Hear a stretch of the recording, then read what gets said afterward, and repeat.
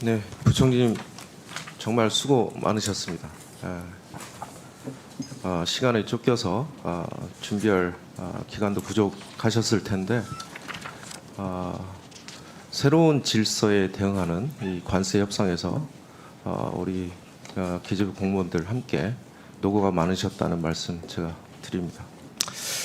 지금 우리 이제 그 무역 질서들을 이제 살펴보면 이제 FTA와 WTO 체제는 사실상 이 기존 질서는 이제 흔들렸다.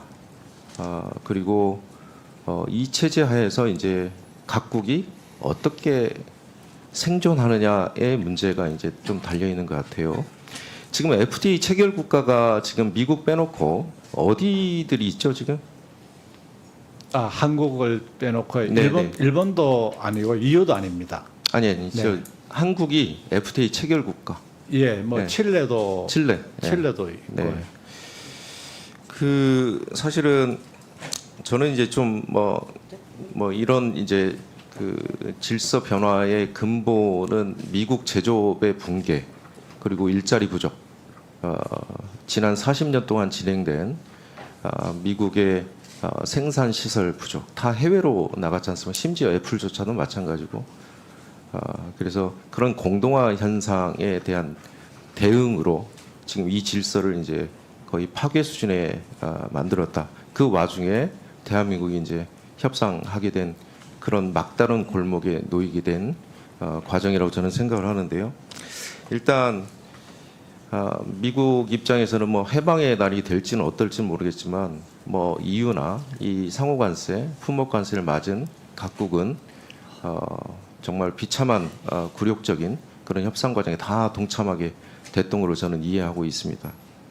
일단 관세가 이렇게 부과가 되면 세계 경제 성장률은 당연히 낮아지겠죠.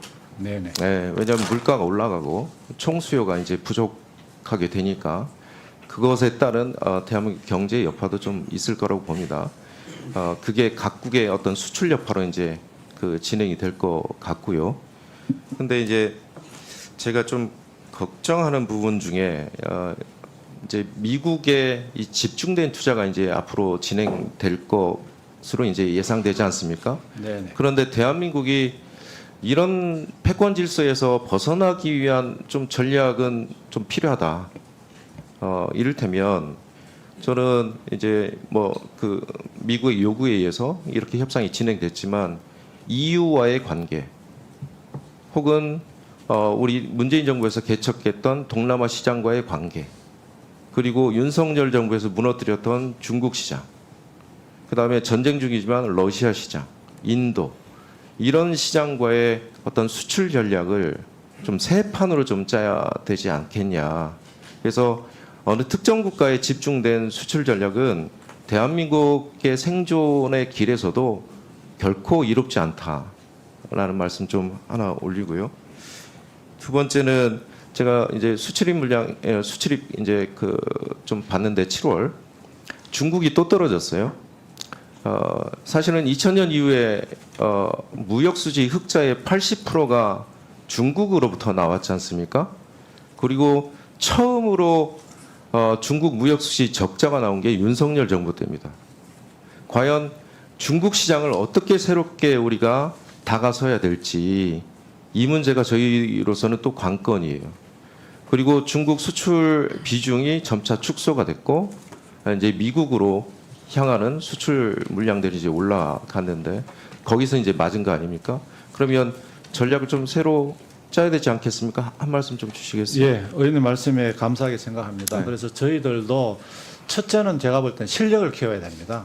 실력을 키우고 또 그리고 지금은 의원님 말씀하신 것처럼 중국 시장에서 저희들이 수출이 계속 이렇게 떨어지고 있는 그 현상입니다. 이걸 받아들여야 됩니다.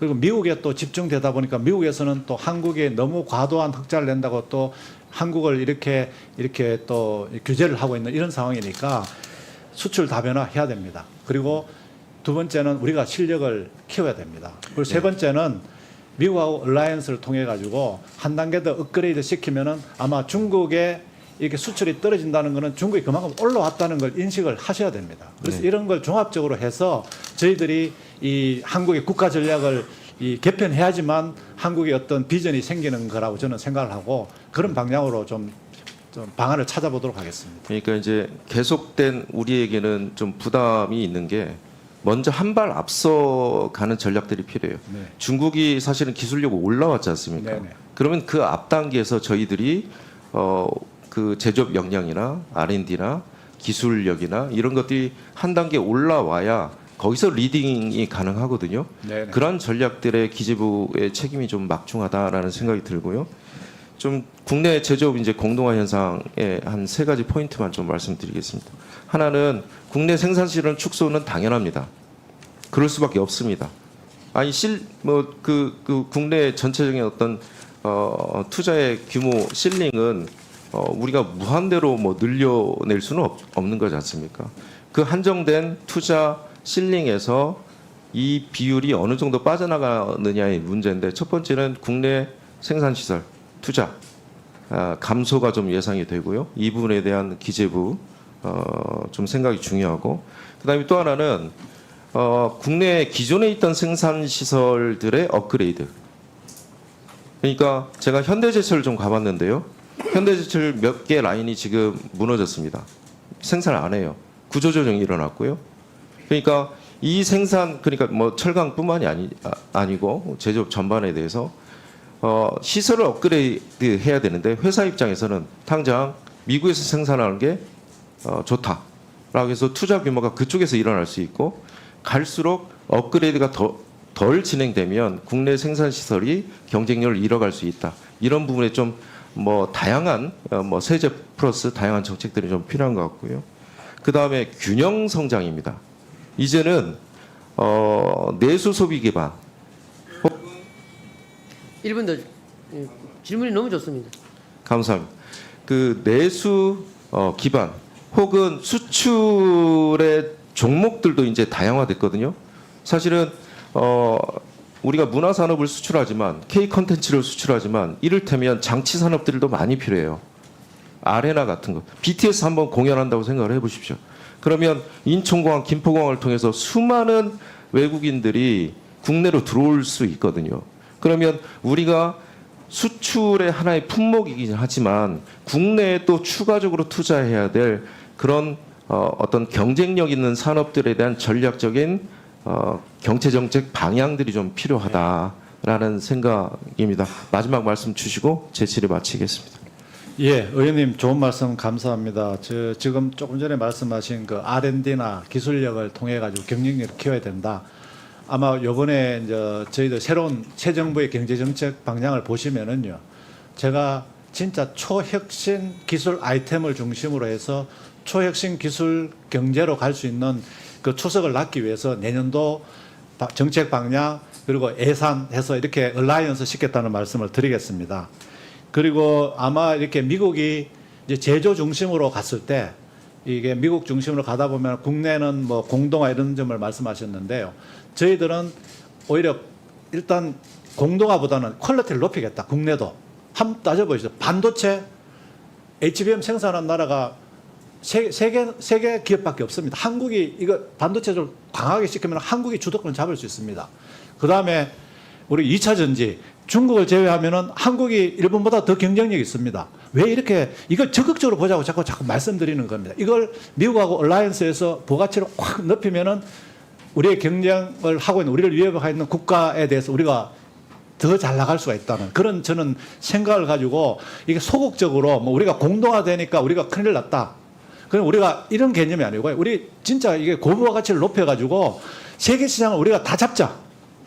세계 시장을 다 잡자 하는 이런 적극적인 개념으로 가겠다는 말씀을 드리고 진짜 세 번째 균형 성장 말씀하셨는데요. 우리가 제조뿐만이 아니고 K컬처, 한국의 이 식품, 한국의 문화, 한국의 무슨 이게 화장품이 지금 굉장히 지금 많이 올라오고 이런 부분에 또 선택과 집중을 해서 R&D를 통해서 퀄리티를 높이고 가격은 싼 이런 다양한 방법을 통해서 진짜 이제 한국 경제 과거와 다르게 이 소극적으로 하는 게 아니고 진짜 해보자. 국민 전체가 모이고 그래서 제가 어제도 그 6단체 그 회장들을 만나서 기업이 중심이 되라. 기업이 나서십시오. 그래서 모든 정부, 기재부도 다 도와드리겠다. 세제, 아까 말씀하신 것, 재정, 인력, 규제 완화, 그리고 더 할 수 있으면 제가 가서 춤이라도 춰주겠다. 이런 식 각오를 가지고 진짜 해야 됩니다. 그리고 지금 시간이 많지 않습니다. 그런 의미에서 많이 도와주시면은 제가 앞장서서 이 한국을 진짜 위대하게 만드는데 최선을 다하겠다는 말씀을 드리겠습니다. 네, 수고하셨습니다. 앉아있는 본 위원장 참 답답합니다. 다음은 더불어민주당 진성준 의원님 질의해 주시기 바랍니다.